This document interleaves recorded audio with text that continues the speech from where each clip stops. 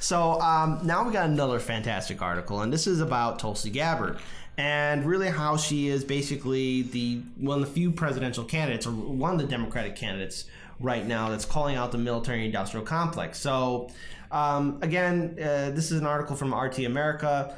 Since Tulsi Gabbard made her announcement for the Democratic nomination, she's been making speech after speech about basically how U.S. militarism is basically taking away most of our treasury. The harm is measured as an official poverty rate of right now of like, at least when our actions happen across overseas, we're seeing a poverty rate of 12.3%. In other words, 39.7 million people. So basically, there's a homelessness crisis of huge proportion that's affecting over 500,000 people, and it's measured in the fact that as one of the richest countries in the world, tens of millions of its citizens are without health care, and this is because the military-industrial complex has access to most of our resources and tax dollars. I mean, they consume most of the American budget. As for everything else like education, infrastructure, and numerous other programs, they're just given a sliver of resources, whereas the military-industrial complex, it gets the majority of it. In fact, combined with other nations across the world, only then does that military budget from other countries combined match up to the American military-industrial budget. Right now, we're being thrown into, we have over 800 officially recognized U.S. military bases in over 70 countries across the world, and yet only one presidential candidate, Tulsi Gabbard, is acknowledging the fact that this is a strain on our nation's resources and treasury, and it's only causing more conflict as we look at the increased actions that's happening in Iraq and Afghanistan. Already, we've been in Afghanistan since 2001, and there's around 14,000 American troops still in Afghanistan. And in Iraq, there's around 5,600, at least the best guesstimates to our presence in Iraq. We're still there. Why are we there? We don't know. But at least some reports are even showing that the Taliban has actually even regained ground in key areas in Afghanistan. I thought our whole purpose in Afghanistan was to get rid of the Taliban, but now they're back. And so now, because of her basically Representative Tulsi Gabbard calling out the military-industrial complex, there's been a whole media backlash against her. We've talked about this on the show where, again, you're seeing people in corporate media saying that she's an Assad apologist, that she's a Russian spy, that she's a religious extremist. All these things have been easily debunked thanks to independent media outlets. But yet again, it's a way to discredit her, and all the while the media is not doing its job. And this is very important. Since the disaster that was Russiagate, we've seen the United States basically increase hostility towards Russia. And heaven forbid we actually have a military conflict with Russia, because it could lead to a devastating thermonuclear exchange. I don't know. I mean, with Trump and his administration now basically walking around assuming, with the idea that we got to make ourselves look like we don't have any more closer ties with Russia, there's a lot of open hostility between this administration as well as with President Putin's administration.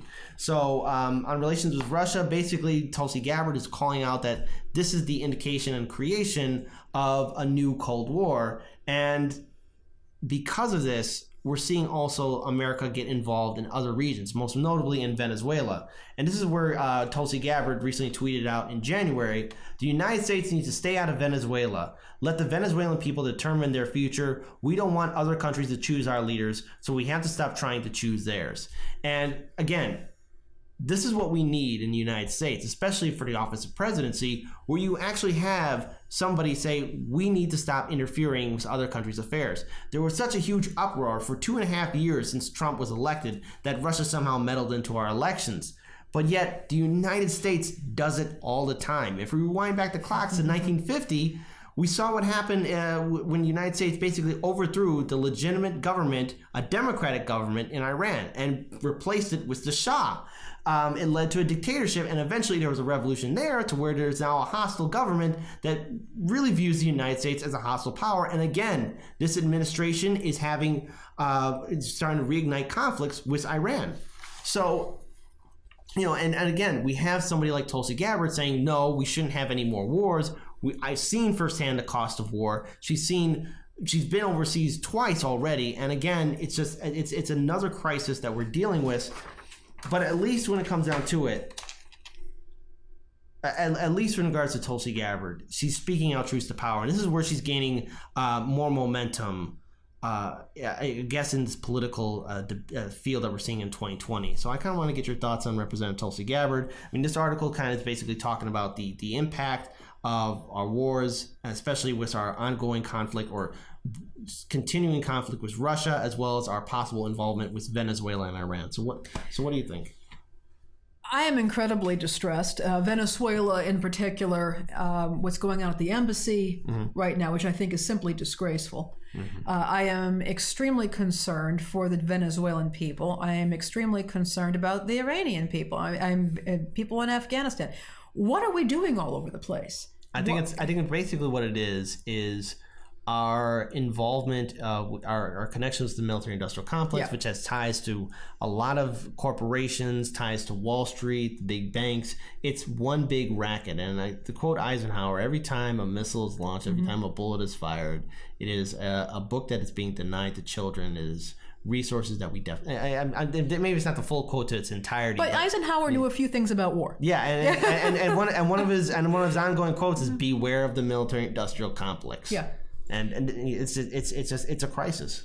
It is a crisis and a predicament, as I said even earlier, because as you point out, there's an enormous economic aspect to this that's not going to be easily unwoven.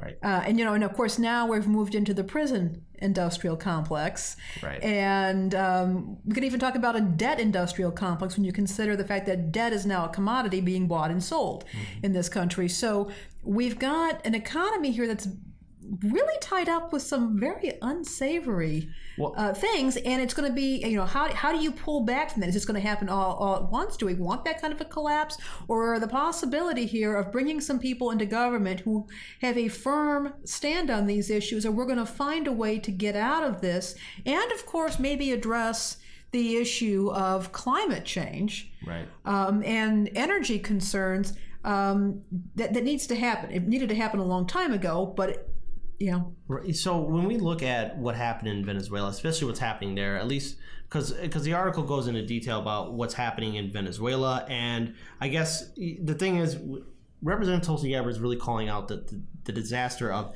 if we get involved with Venezuela, there's going to be a humanitarian crisis. There's going to be refugees leaving from a potential area that could be a devastating civil war. And right now, the United States is backing somebody that wasn't even in the elections when Venezuela was electing its president at the time.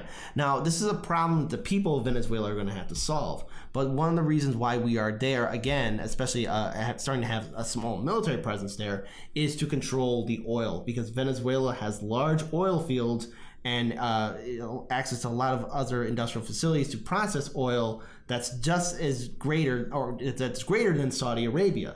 And so it's about controlling the oil, it's about controlling the resources. And if we go there and we bring in military troops, it's our treasury and our citizens, especially it's the American taxpayer that's going to be paying for this coup. And it's going to lead to a much more larger humanitarian crisis. Yes, it is. And we're going to have that border with all the herbicides. Yeah.